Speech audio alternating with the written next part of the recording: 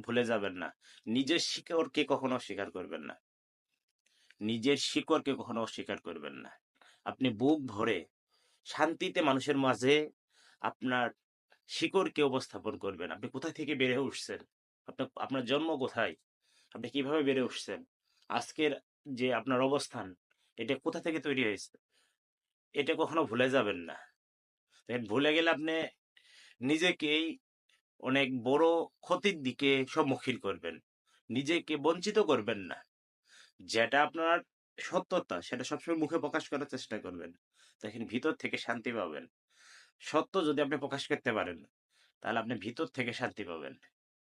আর যদি আপনাকে নিজেকে হাইড করে, নিজেকে লুকায় রাখেন, নিজেকে আপনার হলো কখনো মানুষের মাঝে উপস্থাপন না করেন, দেখেন আপনি রোগাক্রান্ত হবেন, অসুস্থ হবেন। সবসময় মনে রাখবেন, নিজেকে কখনো লুকিয়ে